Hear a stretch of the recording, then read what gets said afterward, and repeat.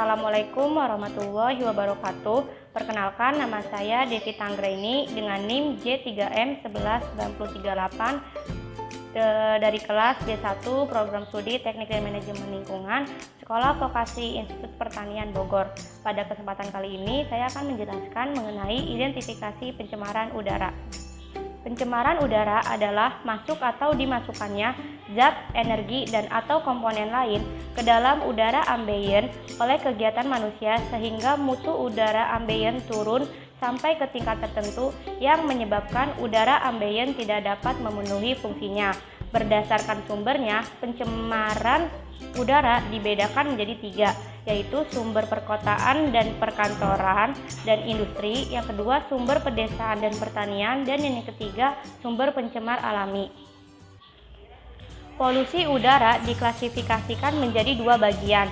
Yang pertama ada polusi atau pencemar udara di luar ruangan atau outdoor air pollution, dan polusi udara di dalam ruangan atau indoor air pollution. Pada praktikum mengenai identifikasi pencemaran udara, saya akan mengamati kondisi outdoor dan indoor yang ada di sekitar rumah saya yang berlokasi di Jalan Rawa Kuning, RT 3 RW 5, Cakung, Jakarta Timur, DKI Jakarta.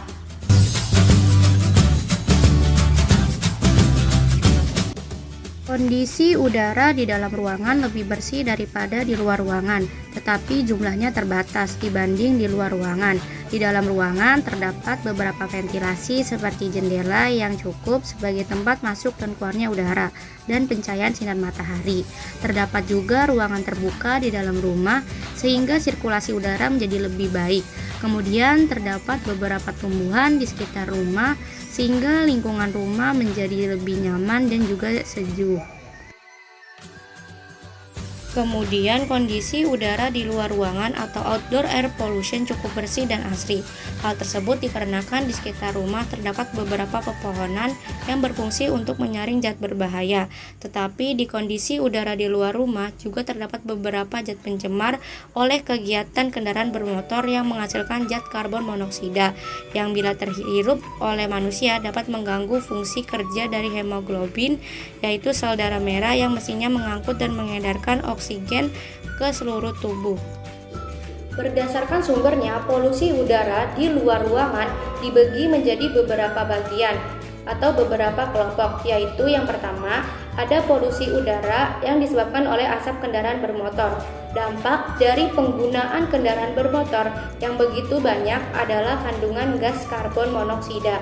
Karbon monoksida yang terlepas menjadi polutan udara sehingga asap kendaraan bermotor menjadi penyumbang terbesar penyebab pencemaran udara.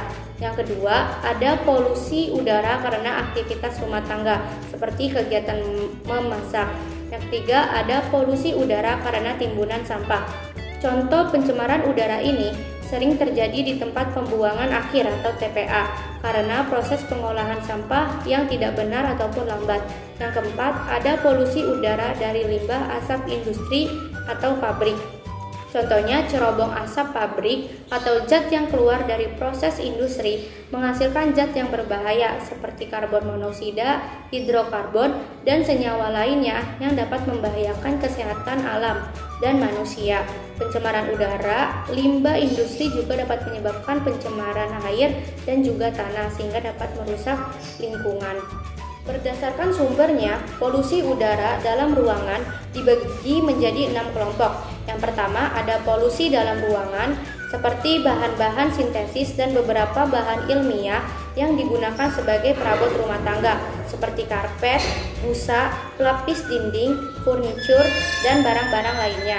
Yang kedua ada pembakaran bahan bakar. Pembakaran bahan bakar dalam rumah seperti kompor yang digunakan untuk memasak dan pemanas menghasilkan nitrogen, oksida, karbon monoksida, sulfida oksida, hidrokarbon, dan partikulat.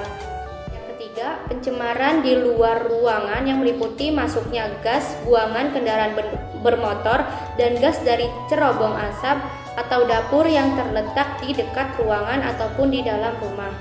Yang keempat, ada pencemaran akibat mikroba yang berupa bakteri, jamur, protozoa, dan produk mikroba lainnya yang dapat ditemukan di saluran udara atau alat pendingin seperti AC beserta seluruh sistemnya. Yang kelima, ada gangguan ventilasi udara berupa kurangnya udara segar yang masuk, serta buruknya distribusi udara dan kurangnya perawatan sistem ventilasi udara di dalam rumah. Yang keenam, ada pencemaran dari alat-alat di dalam ruangan seperti asap rokok, pestisida, dan bahan-bahan pembersih ruangan. Menurut Peraturan Pemerintah Nomor 41 Tahun 1999 tentang pengendalian pencemaran udara, parameter pencemaran udara meliputi sulfur dioksida atau SO2, karbon monoksida atau CO, nitrogen dioksida atau NO2, oksidan atau O3, hidrokarbon atau HC, partikulat yang terdiri dari PM10 dan PM2,5, TSP atau debu, PB timbal atau timah, dan dusfal debu jatuh. Karbon monoksida merupakan pencemaran udara yang paling besar dan umum dijumpai, misalnya dari pembakaran bahan bakar dalam rumah yang digunakan untuk memasak, bahan bakar minyak, dan pembakaran sampah. Jika karbon monoksida terhirup dapat mengakibatkan sakit kepala, pusing, muntah, mual, dan tubuh melemah serta kehilangan kesadaran. Sedangkan pada SO2 merupakan gas yang tidak berbau. SO2 berasal dari pembakaran bahan bakar fosil seperti minyak bumi dan batu bara. SO2 merupakan polutan yang berbahaya bagi kesehatan, terutama bagi penderita penyakit kronis seperti sistem pernapasan dan kardiovaskular. Polusi atau pencemar udara adalah masalah yang besar dengan segala macam dampak negatifnya, mulai dari mengganggu kegiatan sehari-hari hingga mengancam kesehatan manusia. Adapun beberapa dampak yang dihasilkan dari pencemaran udara yaitu adalah mengganggu kesehatan makhluk hidup. Yang kedua, menyebabkan hujan asam. Yang ketiga, menyebabkan kerusakan lapisan ozon. Yang keempat, menyebabkan ekonomi menurun karena dampak pencemaran udara. Dan yang kelima, menyebabkan gagal panen dalam sektor pertanian dan menyebabkan polusi dan pencemaran terhadap lingkungan.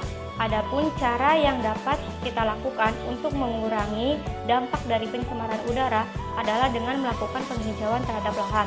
Yang kedua, mencintai alam dan lingkungan. Yang ketiga, menggunakan bahan bakar yang ramah lingkungan. Yang keempat, melakukan pengawasan terhadap perusahaan-perusahaan yang dapat menimbulkan pencemaran udara. Yang kelima, mengurangi penggunaan bahan bakar yang dapat menghasilkan polutan. Sekian video yang bisa saya sampaikan mengenai identifikasi pencemaran udara. Kurang lebihnya mohon maaf. Wassalamualaikum warahmatullahi wabarakatuh. Terima kasih.